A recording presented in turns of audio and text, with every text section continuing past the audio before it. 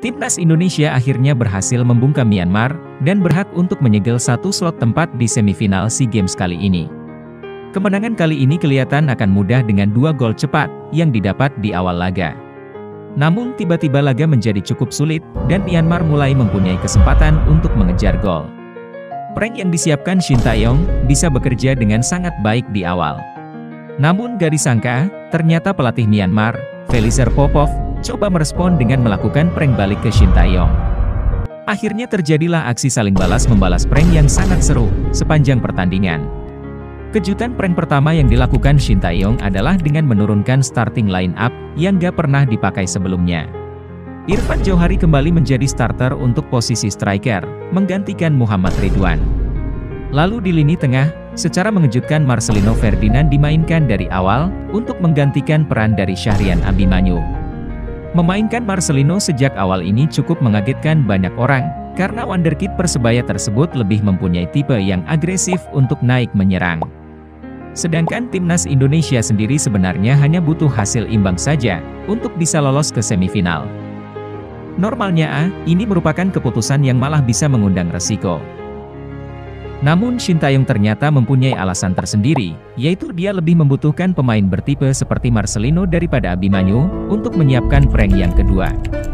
Dengan dimainkannya Marcelino dan Irfan Jauhari, ditambah dengan Egy Maulana Fikri, Witan Sulaiman dan Ricky Kambuaya, sekarang 5 pemain terdepan Timnas Indonesia, jadi diisi oleh pemain-pemain yang jago dribbling 1 lawan 1.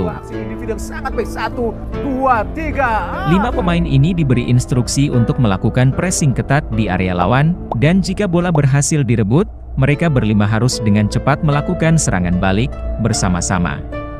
Situasi yang disiapkan oleh Shin Tae-yong adalah, ketika mereka melakukan serangan balik, mereka akan menghadapi 4 bek dan 1 gelandang bertahan Myanmar.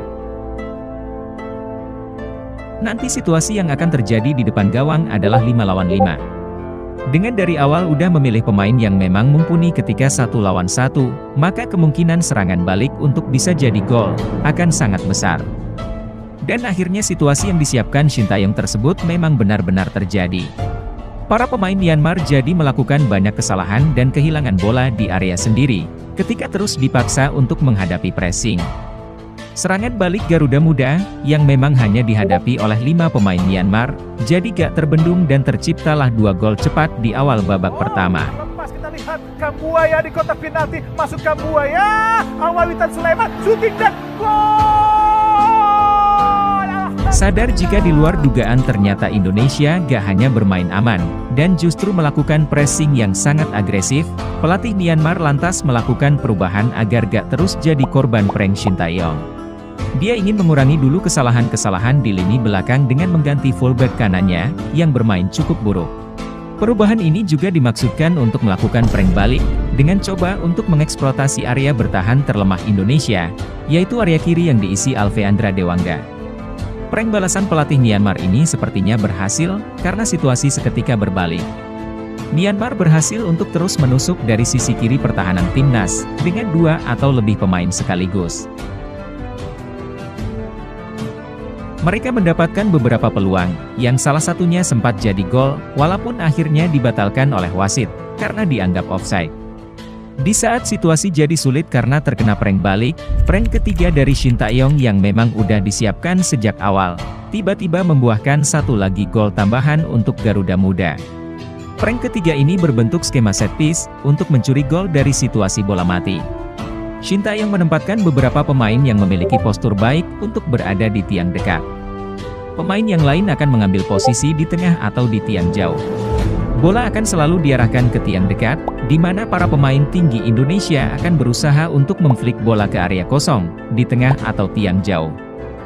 Pemain yang berada di area kosong, diharapkan untuk bisa menyambut bola liar tersebut, dan membuat gol. Beberapa kali rencana ini masih gagal, tapi di akhir babak pertama akhirnya berhasil menghasilkan gol, dari tendangan jarak jauh Marcelino. Maksud hati ingin membalas prank, pelatih Myanmar malah dikejutkan dengan Shin Tae-yong, yang ternyata masih punya prank ketiga ini.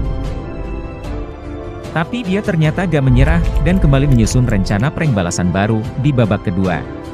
Felicer Popov masih tetap mencoba untuk mengincar Dewangga sebagai target serangan. Tapi kali ini dia menggeser Win Nainggolan, yang merupakan pemain terbaiknya, dari posisi striker menjadi sayap kanan. Rencana prank balasan baru pelatih Myanmar ini relatif berhasil, dengan satu gol yang dibuat oleh Win Nainggolan setelah sukses untuk mengelabui Dewangga. Tapi tentu aja Shin Tae-yong gak akan membiarkan Myanmar menambah gol lagi. Dia merespons situasi ini dengan memasukkan Rahmat Irianto, untuk membantu melindungi area kiri pertahanan timnas. Perubahan ini sukses untuk mengunci skor akhir, dan membuat timnas bisa melanjutkan tren positif, setelah sebelumnya membantai Filipina. Klik like dan subscribe, lalu nyalakan tombol lonceng untuk selalu dapat update terbaru dari channel.